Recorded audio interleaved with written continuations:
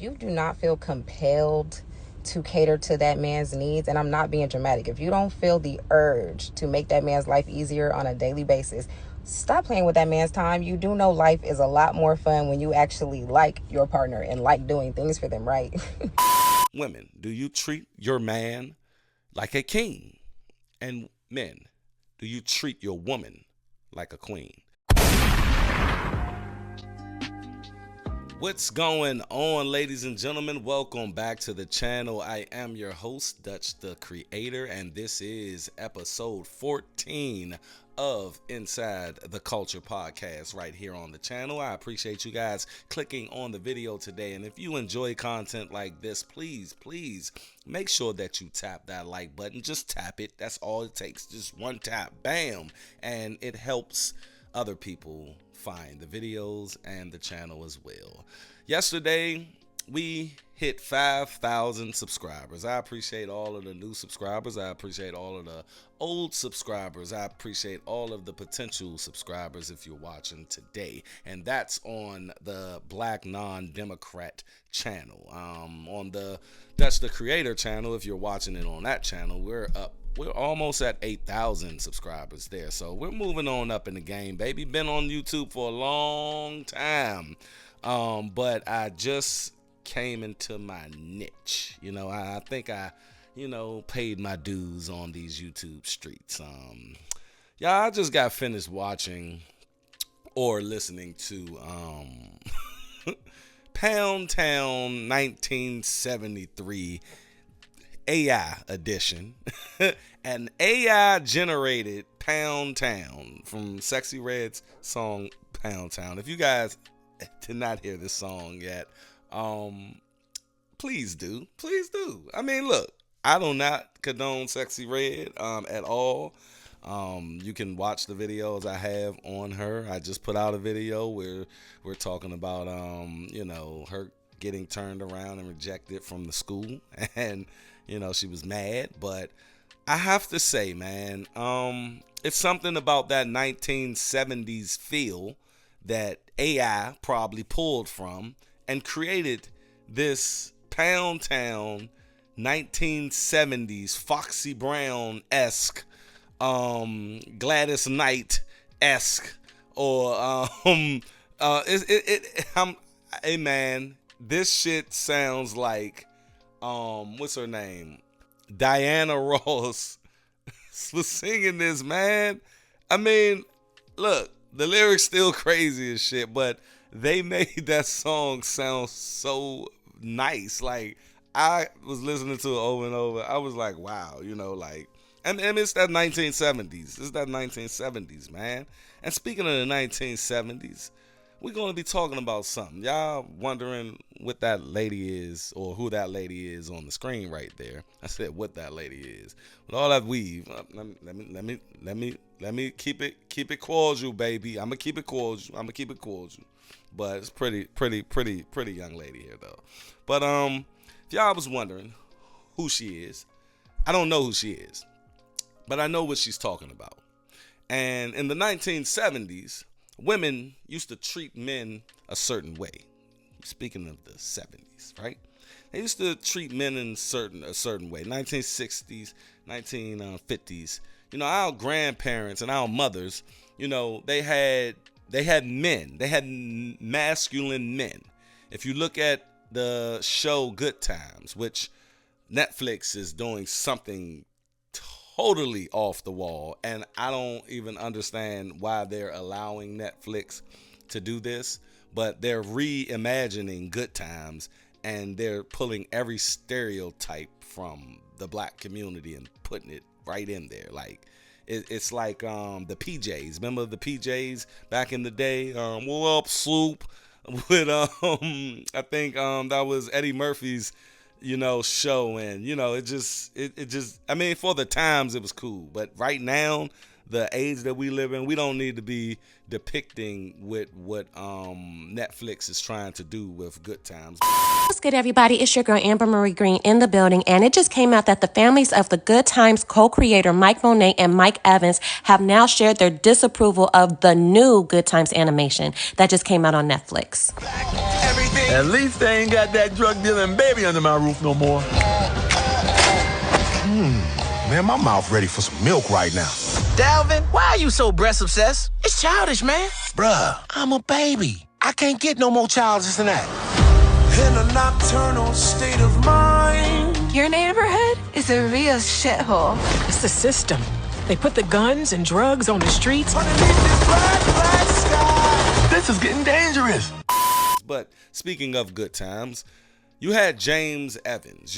James Evans was the man's man. I mean, he wore them corduroys every goddamn show. Them beige corduroys every show. But he took care of his family. He protected his family. And he was respected in his household. He was respected like a king that he is, And Florida Evans, his kids, Michael, Thelma, JJ, Kid Dynamite. For all of you guys are 40 and over, you know exactly what I mean when I say a kid dynamite. But we don't have the respect for a man's man. Like, they have to preface with, well, he gotta be worth all of this. Like, you don't have to preface that, ladies. Just say what a man is supposed to be and how you are supposed to be towards your man. I mean, it's a natural order, in my eyes. I'm a masculine person and or man, and I want to treat my woman the way she's supposed to be treated. And I think she should treat me the way I'm supposed to be treated.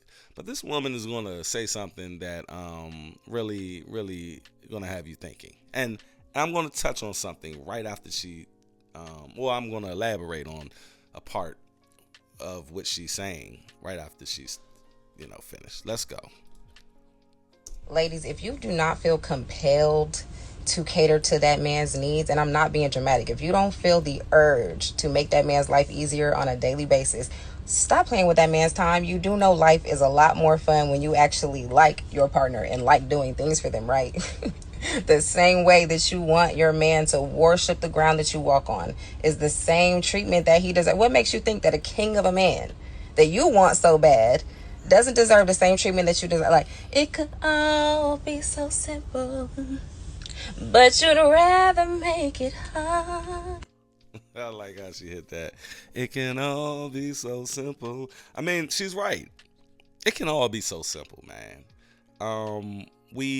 It's like in the community, black culture. Me and my girl, we talk about things all the time, right? And shout out to her because we have a long distance thing right now, and being with a woman long distance at age 40, it's daunting, but it's interesting and it's fun. But we have to, we spend more time on the phone. We spend more time talking, and we stimulate each other's minds, right? And the way that she treats me when we are physically together, she makes sure that I'm good. Like, I went up there for WrestleMania, to watch WrestleMania with her, and she, made sure everything I needed was there. You know what I mean? And she necessarily don't watch wrestling. And if you guys, it's a shameless plug. If you go to Inside the Storyline, just search Inside the Storyline on YouTube, and you'll find my wrestling channel, where I do commentary along with two of my other friends. One of my friends and my brother. But nonetheless, we work good together because she understands her role as a woman, and I understand my role as a man.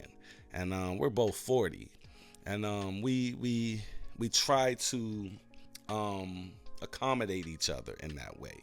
Are we always on the same page? No, that is the perfect relationship.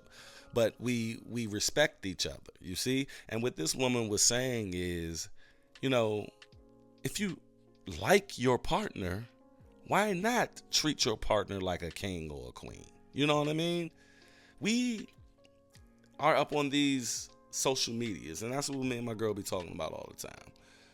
It seems to me that it's just every other scroll, it's some type of guru relationship-esque type of talking point or show or internet show.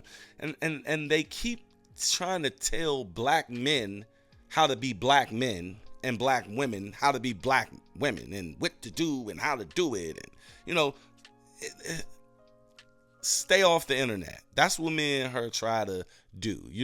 We do bring up topics because, like I said, we talk more than we see each other. But we do bring up topics from the internet, but we try to not allow that to interrupt real life reality. And I think the internet has made it to where everybody is just against everybody. It seems like men in the black community hate black women. Seems like women in the black community hate black men, and it's always these men, these women, these men, these women. You have to actually be in the relationship to understand what it takes, man. I just got a divorce last year, and I was in a 13-year marriage. A lot of things went on in that marriage, and ultimately we grew to, be like, it's not working anymore. You know what I mean? So sometimes you gotta go that route. But at the end of the day, man, we all in this community, the black community, inside the culture, baby, we gotta start, like, I guess, setting up some norms of appreciation, acceptance, compromising, understanding when to hold them, when to fold them, understanding when to let that argument go, understanding how your man is supposed to be treated, understanding how your woman is supposed to be treated. Let's stop, just anticipating fuckery, anticipating this person don't deserve to get treated like this. And I guarantee you, once we start doing that on a large scale, I guarantee the culture of that behavior will start to resonate in our culture and touch our children. And our children will see us doing it, and they will just mimic our actions. Y'all go down to the comment section, tell me what you think of this situation. And women, do you treat your man like a king? And men, do you treat your woman like a queen?